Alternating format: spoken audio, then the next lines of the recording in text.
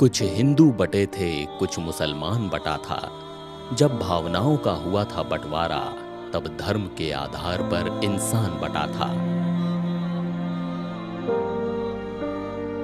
फिर जमीन बटी थी, आसमान भी बटा था, और यहीं से शुरू हुई थी 1947 में भारत पाकिस्तान के बंटवारे की वो कहानी, जिसमें ब्रिटिश भारत का झाड़ू, मेज, कुर्सी, टाइपराइटर, पगड़ी, बल्ब, पेन, कमोड, साइकिल, लाठी, glass, jug, pencil, pin cushion, कलमदान और छोटा बड़ा हर सामान बटा था। अब अंदाजा लगाइए कि जब एक घर का बंटवारा होता है तो कितना मुश्किल होता है आंगन की दीवार उठाना, कितना मुश्किल होता है पुरखों की निशानियां मिटाना, कितना मुश्किल होता है चूल्हे चौके का पट जाना, और कितना मुश्किल होता है उदास आंखों से निहारती मां को समझाना। वैसे ही कितना मुश्किल रहा होगा इतने बड़े देश का जर्रा जर्रा, पुर्जा पुर्जा सामानों का बट जाना। आखिर ये हुआ कैसे होगा? कैसे हुई होगी बंटवारे की पंचायती? कौन थे बंटवारे के पंच? पंचों को क्यों बंद कर दिया गया था एक कमरे में? लाठी, glass, jug, pencil, pin cushion के लिए क्यों बच्चों की तरह झगड़ते थे बंटवारे के पंच?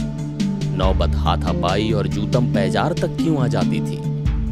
कहा जाता है कि बंटवारे की बात सुनते ही देश भर के सरकारी दफ्तरों के अधिकारी ऑफिसों में लगे सामान जैसे टाइपराइटर, मेज, कुर्सियां, सोफा वगैरह छुपाने, चुराने और बदलने लगे थे। इस वीडियो में हम भारत पाक बंटवारे की यही अजीबोगरीब कहानी सुनाएंगे। वो कहानी जिसे डोमिनिक लेपियर और लैरी कॉलिंस ने अपनी किताब फ्रीडम एट मिडनाइट में बयां किया है, और इस कहानी की शुरुआत होती है 3 जून 1947 से। Of the Republic of India, and as a comrade who has faced without flinching 3 जून 1947 वो तारीख जब आधिकारिक तौर पर भारत के विभाजन की घोषणा कर दी गई, जिसके मुताबिक 14 और 15 अगस्त 1947 को भारत को 2 हिस्सों में बंट जाना था। यानी बंटवारे में अब सिर्फ 73 दिन बाकी थे, और इन 73 दिनों में ब्रिटिश भारत के दफ्तरों में काम कर रहे कर्मचारी बंटने थे, सेना बंटनी थी, भारत के बैंकों में रखा पैसा बंटना था, सोने की ईंटें बंटनी थी, डाक टिकट बंटने थे, रेल इंजन और डब्बे बंटने थे, गाड़ियां बंटनी थी, घोड़े बंटने थे, हथियारों का बंटवारा था, यहाँ तक कि झाड़ू, बांसुरी, छतरी, पगड़ी, बल्ब, पेन, कमोड, साइकिल, लाठी से लेकर पीने के पानी का जग और ग्लास तक बंटना था। और ये सब कुछ होना था 15 अगस्त के पहले पहले। बंटवारे की वो तारीख यानी 15 अगस्त जैसे जैसे नजदीक आती जा रही थी, माउंटबेटन की परेशानी बढ़ती जा रही थी। परेशानी ये थी कि महज कुछ ही दिनों के बाद एक नए मुल्क की शक्ल लेने वाले पाकिस्तान के साथ भारत की चल अचल संपत्तियों का बंटवारा और संपत्तियों की अदला बदली कहां से और कैसे शुरू की जाए।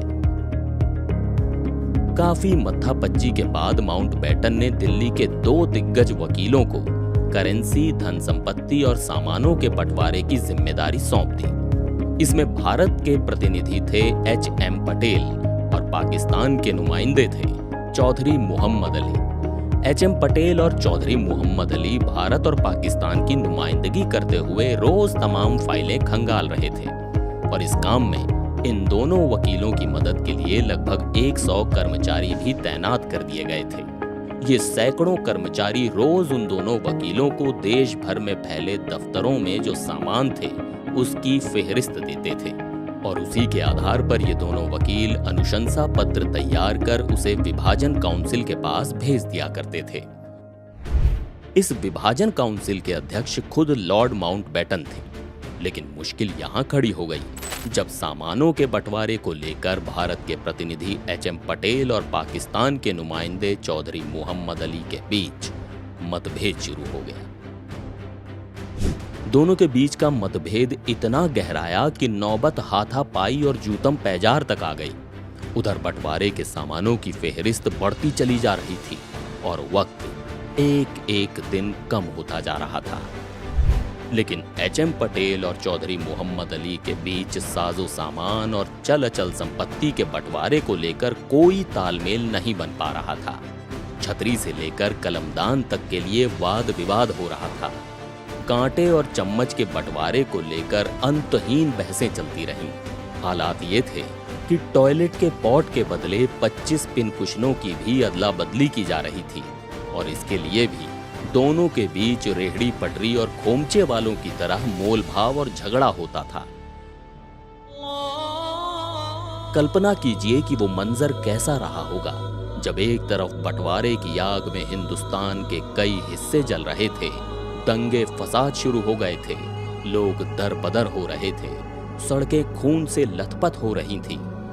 सर रेडक्लिफ भारत पाक सरहद की लकीर तय कर रहे थे, तो वहीं दूसरी तरफ एचएम पटेल और चौधरी मोहम्मद अली झाड़ू, लाठी, glass, jug, pencil, pin cushion और कलमदान के लिए लड़ रहे थे।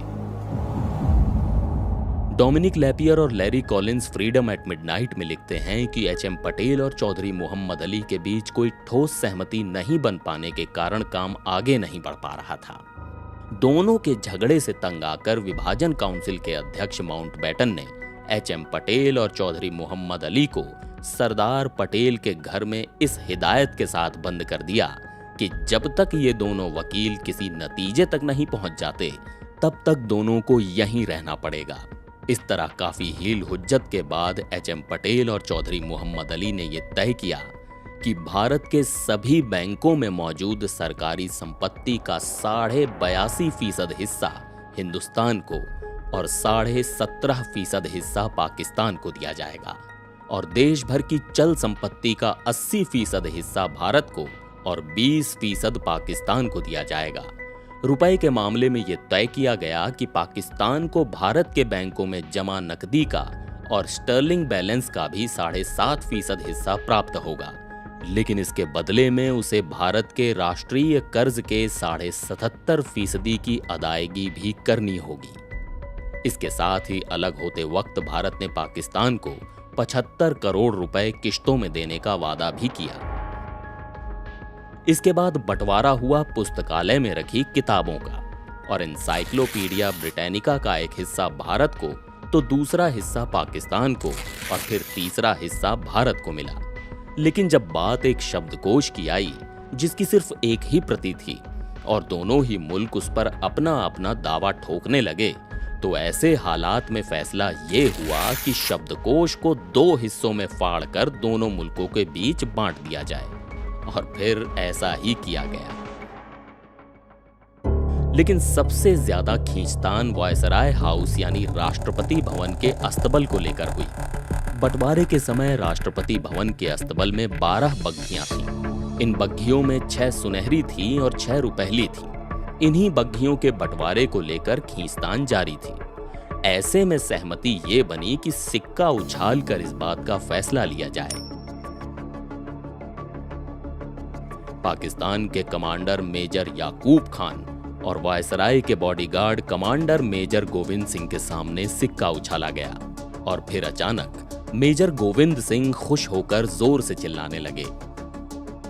किस्मत ने भारत का साथ दिया था और सुनहरी बग्घियां जिन पर सोने चांदी जड़े हुए थे वो भारत को मिल गई थीं।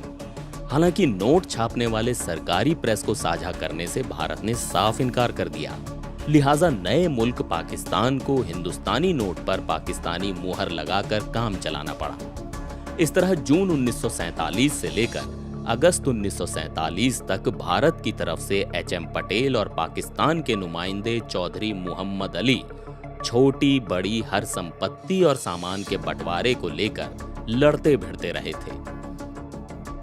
बस एक चीज ऐसी थी जिसको लेकर दोनों पक्षों के बीच कोई विवाद नहीं हुआ था और वो थी शराब।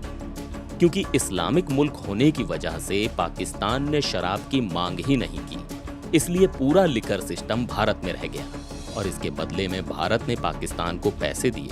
लेकिन दिलचस्प बात ये कि बंटवारे के समय पाकिस्तान और भारत के बीच पैसों की जो डील हुई थी वो आज तक उलझी है और पाकिस्तान अभी भी भारत से अपने तथाकथित बकाया पैसों की मांग करता रहता है।